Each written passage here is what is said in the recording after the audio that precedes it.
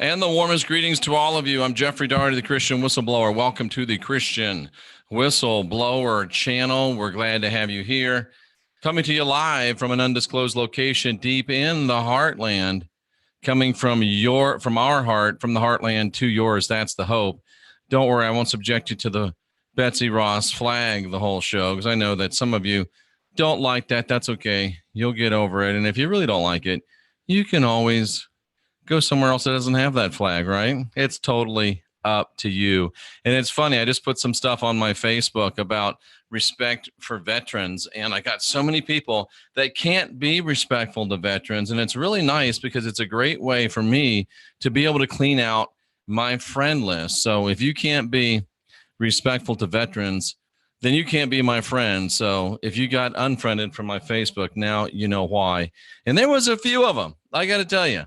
There was a few of them that got unfriended, and that's okay, because we don't all have to be, attached at the hip kind of friends. We can still speak, but you don't have to be able to speak on my Twitter or on my Facebook. And a lot of people say, "Well, you're censoring me." No, you not being able to say what you want to on my Facebook is not censoring, because you can go to your Facebook and say what you want. Now, if I didn't let you say what you wanted on your Facebook, that would be censoring. You're not being able to say what you want to say on my Facebook. That's just called life. So get over it if you got your feelings hurt, because that's your little snowflake. Anyway, ladies and gentlemen, don't get triggered by the flag, but I removed the flag. And we're here to trigger people for much more important things. And it's going to happen because a lot of you are going to be triggered by what I'm saying today, because frankly, I remember when I was triggered by this. And we're going to be talking about the book of Revelation and a new revelation on Revelation. I don't know why. I don't think I must have, with over 100,000 hours of studying the biblical scriptures, I must have gone through the book of Revelation verse by verse, word by word before, but I was so blinded by my beliefs, because beliefs are limiting and beliefs don't allow you to see what's really there. I was so blinded by my own beliefs that I couldn't see the realities of the revelation. And if you watch the first show in this series, and we got through 8 verses on the first show, there's 22 chapters in Revelation. So this could be a very long series, ladies and gentlemen. And I have started a playlist so you can make sure you take advantage of the entire new Revelation on Revelation series. So we got through 8 verses last time, and we saw things that were unbelievable, things that were remarkable. And I want to remind you, they come strictly from the text and just from the text. They're not from me. They're not my words. They're not my beliefs. They're strictly from the text. So we're going to jump back in. Tracy Dyer listened again this morning. Thank you. We're going to jump right back into my notes. I'm not reading from a book. We're going to jump back into my notes. And we left off with Revelation 1:8, where Jesus and John were having a back and forth. And we're going to have to talk again about Jesus at some point. Jesus and John were having a back and forth. And then Jesus says, "I'm the big dog. I'm the Alpha and Omega, the beginning and the end, the Almighty." I had a couple things for Jesus. I think you might have remembered that, a couple little things that I had here that I found and presented to him.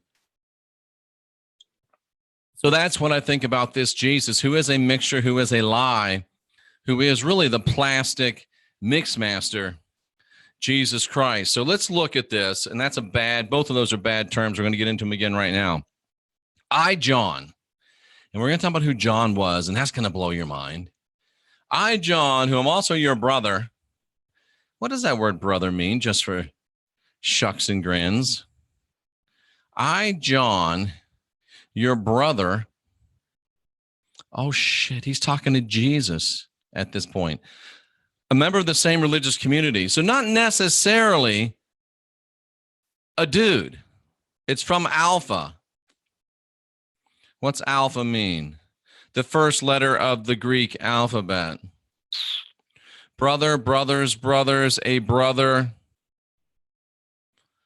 I don't see where it is necessarily definitely a brother. It might have been a sister, a fellow believer, united by a bond of affection, an associate in employment or office, connected by blood, all men, which would include women, apostles, which could include women as well, unless you're a believer in the teachings of Paul. Interesting. So it doesn't necessarily mean brother. It means I'm an associate with you. Oh, this is going to get deep quick. And a partner. Someone partaking jointly of. A close companion. Oh, boy. This is as good a time as any to bring this out. So here's this Jesus character going off, and here's John trying to reason with this Jesus character. And John says, listen, I am your associate. I am your close partner. Remember, the word means I am your co-partner. I am a close companion. Do you remember at the Last Supper painting when someone laid back on the chest of Jesus? Again, assuming this is all real, they laid back on the chest of Jesus, and it was the one that the disciple that Jesus loved. And if you look at that picture, I think that you'll see what I'm about to say is true. The person who is John in this chapter, in this book, the person who says, I'm John the Apostle, the person, or at least the person who gave the doctrine to this guy who calls himself John the Apostle, was the close associate of Jesus if Jesus was alive. And this is just telling us to contextualize us into the myth, and close partner. What are you saying, Jeff? I'm saying that the writer of Revelation, at least the person who dictated Revelation to this John, if John was a dude, was a chick. It was Mary Magdalene who wrote the book of Revelation. Mary Magdalene who wrote most of John's writings. And I think the only reason that she doesn't get credit is because they wouldn't have listened to a chick back then, especially with Paul ranting and raving about women. I'm telling you, it's Mary Magdalene. It's Mary, not John. And don't start with the tranny stuff, because that's not what I'm talking about. It was Mary. She couldn't write as Mary because it wouldn't have been accepted. So it gets written into John and also into Jesus. So the message of the anointing, the true message of the anointing, the true message of the consecration, the true message of the flow came from a woman, namely Mary Magdalene, if it happened that way.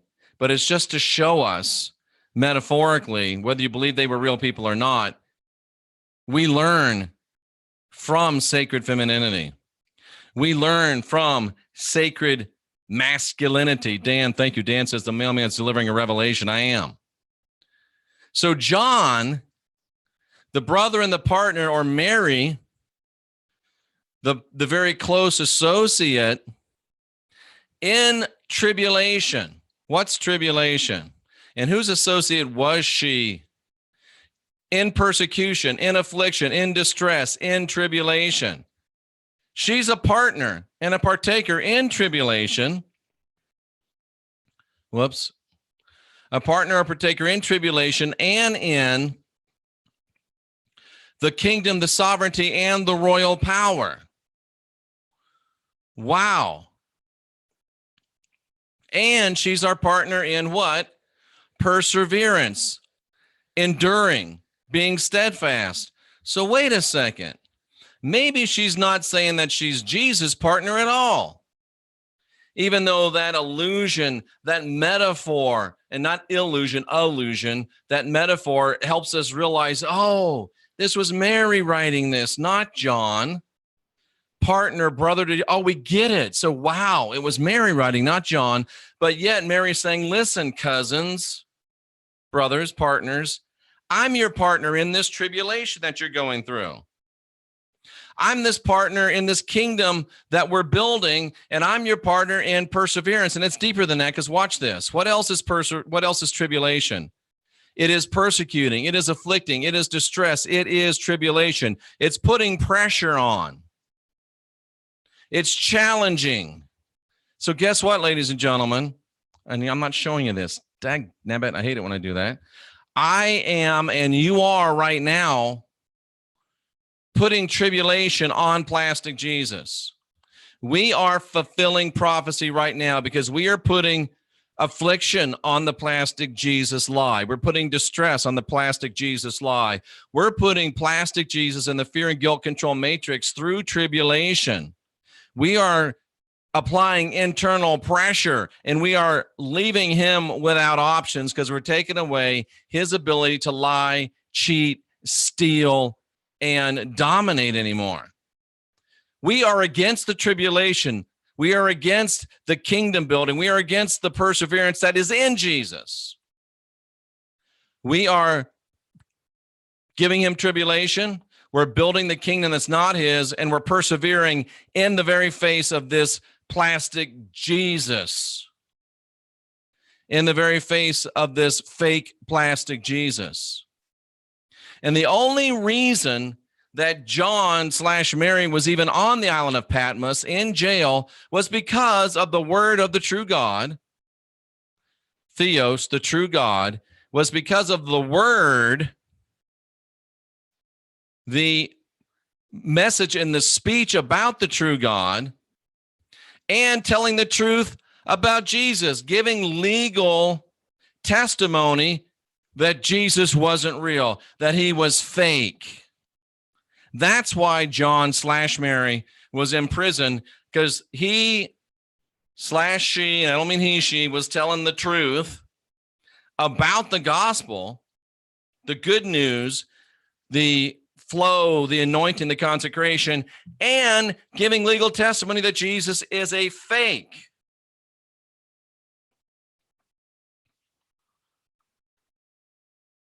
That's powerful. And it's about to get even more powerful. You better take a break, take a drink, because here we go. Oh, Jeff saying that John is Mary isn't enough. Cousins, we are just getting started. Here we go. So John says, I was in the Lord's day. On the Lord's day, I was in the Spirit, and I heard behind me a loud voice like a trumpet. This verse is so full of stuff. So whatever the Lord's day was, and wherever he was, John, and I'm just going to say Mary was in another spirit. Can I tell you something, ladies and gentlemen? If it was the Lord's day and Mary could be in another spirit, we're in the Lord's world, but we can be in another spirit. We're in the Lord's domain, but we can be in another spirit. We're in the fear and guilt control matrix, but we can be in another spirit. And the only place you can really be bound is up here. And if you're in another spirit in your mind, my cousin, you are divine. You are sovereign. You are free. And what happens when you get free? What happens when you get free? When you get free because you've walked away from bondage, what happens? Somebody behind you, they yell out at you, you're going to be sorry you left us. You're going to be going down the wrong path. You just wait and see from behind you. Ooh, that reminds me of something. From behind me. From behind me. Oh, yeah.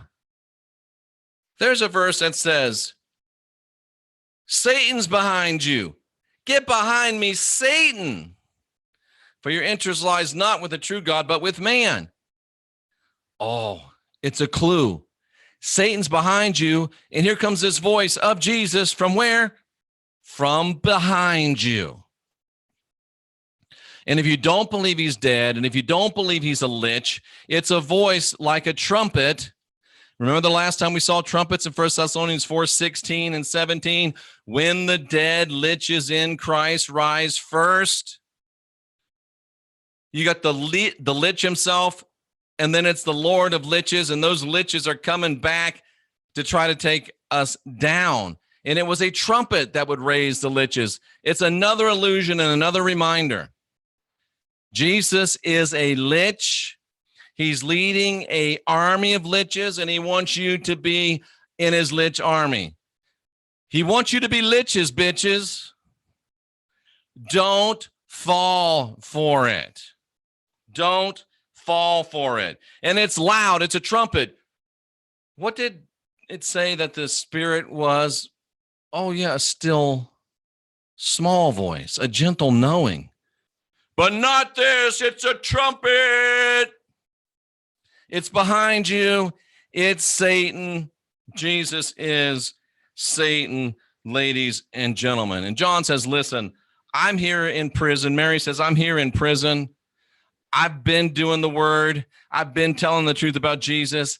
I'm not going to change. So then what happens in verse number, we already did 10. That was the loud voice like a trumpet. What happens in verse number 11? Jesus gets mad. Jesus gets mad. He says, go ahead and write. You can write what you want to write. You can even send it to the churches if you want to. Write what you want to write. Send it to whoever you want to. Jesus got mad. Go ahead and write. Jesus challenged Mary to a steel cage death match. You go ahead and write what you want to write. I'm writing what I want to write. I'm sending my 7 spirits, my 7 demons. Remember when a spirit goes out, 7 more, the worst of them come in. And here's the 7 demons. 7 churches started by Paul: Ephesus, Smyrna, Pergamum, Thyatira, Sardis, Philadelphia, Laodicea. 7 demons trying to take us down. The church ages. So Jesus is like, go ahead and write. Send it to all the churches. I own them.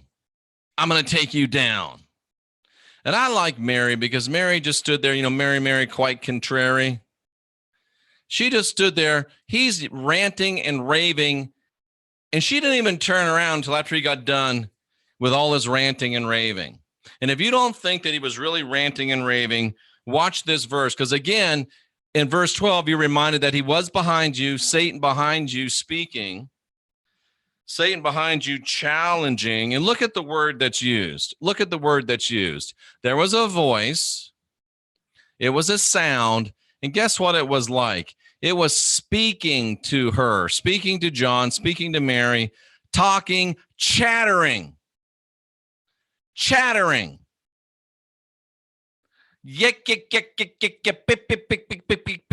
Chattering, jabbering, challenging. I am so very, very accustomed to this because I get it every day. Chattering in the chat rooms, not much. Chattering in the messages on the videos. Chattering in my emails. Some people find my phone number chattering on voicemails. Chattering, chattering, chattering, chattering, chattering. Yip, yip, yip, yip, yip, like a little dog. Challenging, chattering, get that corn out of my face kind of stuff. And finally, the writer turns and sees what? They see 7 golden lampstands, right? 7 golden lampstands. What is a lampstand? A lampstand is something that gives light, isn't it? A lampstand puts off light. Remember that. It puts off light. And then amongst the light that the writer saw, see, I'm going to skip the Mary part so I don't lose you. And then amidst the light, in the middle of this light, was someone like the Son of Man, the classic Jesus character, dressed in a long robe, golden sash around his chest, hair of his head was like wool. Now, my Hebrew Israelite people, King James says his hair was like wool, not texture, guys and girls. It proves Jesus was black. His hair was woolly. No, his hair was white like wool. The emphasis is on the color, not on the texture. You can't make Jesus black by this verse unless you want to look real stupid, because it's not talking about the texture. It's talking about the color of his hair. It was white. His eyes were like a blazing fire. And then, ladies and gentlemen, his feet were like polished bronze refined in a furnace. No, not brown. If you're polished bronze in a furnace, it's red, cousins. It's glowing. And his voice was like a roar. Where else have I heard that? Satan is like a roaring lion going to and fro. seeking whom he may devour. Behind me, roaring like a lion. How about that? So sorry, Hebrew Israelites, this doesn't prove that Jesus is black. It just proves that you have beliefs that you're trying to read into the text and that you're a poor student just like the rest of the people are. And in his hand, he had 7 stars. Those are his 7 spirits again, ready to unleash these demons on Mary, on the writer. Sorry, let me see if I'm missing anything. Not yet. I had those 7 demons. I'm going to threaten you with these 7 demons. And then he also had a sharp double-edged sword. This is an allusion, not an illusion, an allusion to the Roman short sword, which was the most feared. It was the weapon of mass destruction of the day. So he was threatening the writer with demons. The 7 stars are 7 demons. Let's see what stars is here in this verse. I know it's demons, but let's see what it says in this verse. 7 stars. 7 stars. 7 stars. Let's see if we get a star. Oh, how about that? Literally or figuratively a star, something that came from the sky. Oh, it was like astronomy to spread. It was, I'm telling you, it's demons. I can't quite prove it, but you can see that it does allow for it. Metaphorical stars. They were his stars. They're the 7 demons that he was going to sick onto the writer. And there was a sword. A sword. A threat of death from a sword. Are you about ready for this? Are you about ready for this? So he was in the midst of golden light.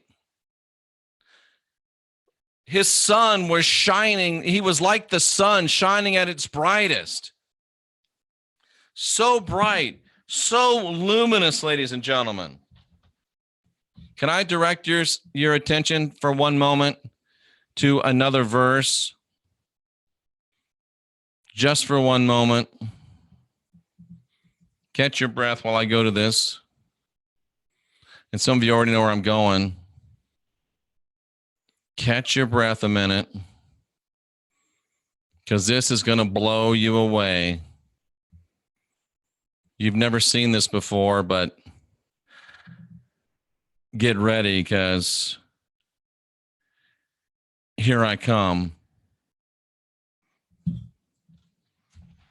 soon as I find it, here it is. Remember, I've been telling you he's Satan. He's behind you. He's the ruler of the world. He's in charge of the kings and men of the world, the rulers of the world. And now he's really bright and luminous. And oh man, he's so bright. Well, don't be too surprised, because a long time before this was written, this revelation, this was written. And don't marvel. For Satan himself is transformed into what? A messenger of light. 7 lampstands, golden light, light shining like the sun. Don't be surprised, because Jesus is Satan and he's a messenger of light. And it's no big deal if also his ministers are transformed into fake ministers of righteousness. And yet their works still take you to blood magic. Angel of light. Angel of light. Light shining as the sun. Wow. Don't confuse Lucifer and Satan now. Very interesting. And another little tidbit. The writer of Revelation wrote this 33 years after Paul wrote about Satan is transformed into an angel of light. 33 years later, John wrote this. How long do they tell us that Jesus lived? Wait for it. Most scholars will tell you 33 years.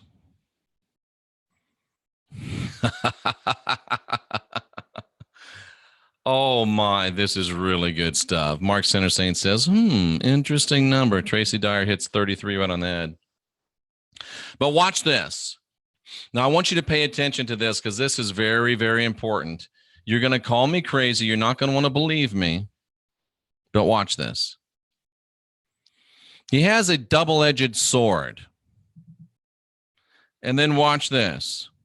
Verse number 17. We've got to break it down word by word, because what I'm going to tell you is going to shock you, but I'm going to prove that I'm right after I tell you that I'm right.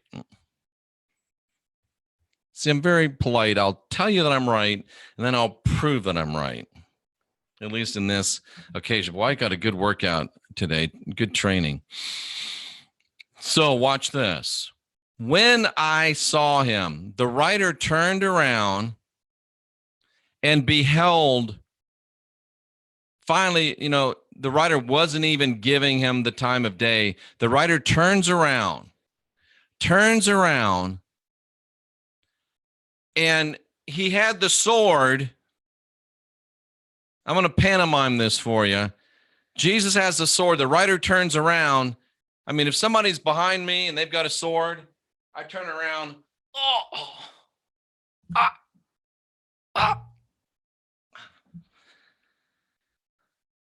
I'm telling you, the writer of Revelation turned around and Jesus ran them through with his sword.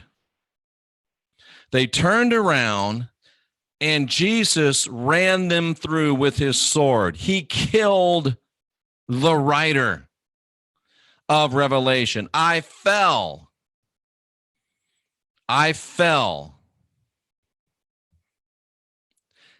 his feet. I fell down upon his feet, those red burning feet. Dead, necros, lifeless. It says like. What does like mean? Even as, like as, since. He turned around, the writer turned around, and I think it was Mary. Jesus killed Mary. She fell at his feet, dead. Dead.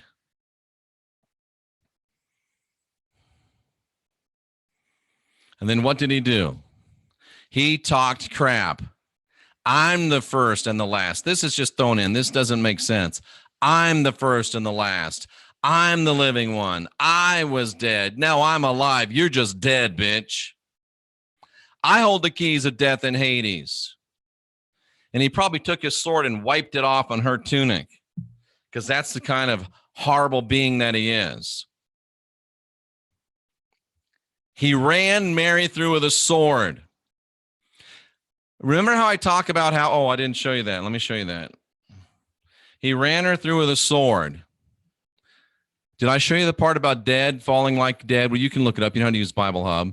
And then he started talking shit to her. I'm the first and the last. I'm the living one. I was dead. I'm alive. You're just dead, bitch. I hold the keys of death and hell. What about how you like me now? He thought it was over. And this is why I know that Jesus took over from the being that was using the name of Yahweh, because the being that was used the name Yahweh never did his own wet work. Jesus killed her by his own hands. Jesus is coming back, as we'll see in Revelation 19, with a garment stained with hemorrhaging blood. It's an allusion back to this blood right here of Mary Magdalene. He stabbed her. He gutted her. Her blood got all over him. And you read this in Revelation 1:17, and then when you start reading Revelation 19, he's got a garment covered with spurting arterial blood. Oh, shit, that was Mary's blood. He killed her back in verse 1. It all comes together. I wish I had a cigar. I love it when a plan comes together, even when it's a horrific plan. But see, the beauty is we know. We're no longer going to be We're no longer going to be surprised. So, Jeff, how do you know that he killed him? I mean, that's pretty good textual argument, Jeff, but how are you sure that he killed her? Here's how I'm sure. Because remember in Revelation 1, let me show you. Lost my train of thought for a second. Revelation 1. The revelation from his servant John, right? Or Mary. So start out of Revelation 1, it's John doing the revealing. I'm telling you, John/Mary got killed. Jesus killed them. Jesus killed them. And further proof is, look what happens in Revelation chapter 2. It's not John speaking anymore. It's Jesus speaking. Oh boy. It's not John speaking anymore. It's Jesus speaking. Why? Because John's dead. Mary's dead. He killed them. And Revelation is very, very much the revelation of plastic Jesus. Woo! Jennifer Roberts' history and the present shows that he killed her, and we're living under the results of a severe lack of divine femininity. Boom. Boom. Shakalaka. Boom. How about that? The text doesn't care what you think. The text doesn't care what you've been taught. Wow. Wow, wow, wow, wow, wow. Wow, wow, wow, wow, wow. Let me just run through the chat room real quickly. So much blood. Thank you, Benjamin Hunt. Mary got a hot cup of shut up. She really did. Whew. The postman's delivering. Thank you. It's very special number 33. Yes, it is. He sits above the stars of the congregation, which I think are demons. Stars are angels/demons, says Tracy Dyer, and she's right. I haven't known her to be wrong yet. Well, maybe about one thing. If we have to work that hard to protect their belief, then they don't believe in it all that much deep down. Absolutely. Absolutely. Jesus is Satan, Jama says. I agree with her 100%. Wow. Mark Center Saints laughing out loud, saying interesting.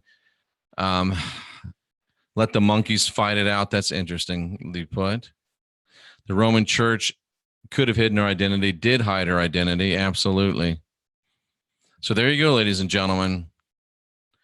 A new revelation on a revelation. And this was part 2. There is a playlist on this channel. This might be the last that you hear from me for a couple days. I got some business to do because, you know, we're into business doing business. So if you don't hear from me for a couple days, don't worry. Everything's okay. I've just got some deep spiritual growth to go through, and it may take a little bit of a recovery. So now that's what we're doing. Travis is coming in tonight. If I can talk him into having a little bit of a show together, we will. But if not, you won't see me again. Jama says he deceived the whole world, and he did. But we're undoing that, aren't we, Jama? Yes, we are. Please do subscribe to this channel. If you hate me, subscribe, because you really do need to keep an eye on me because I'm just getting started. If you love me, you don't want to miss anything that we are putting out.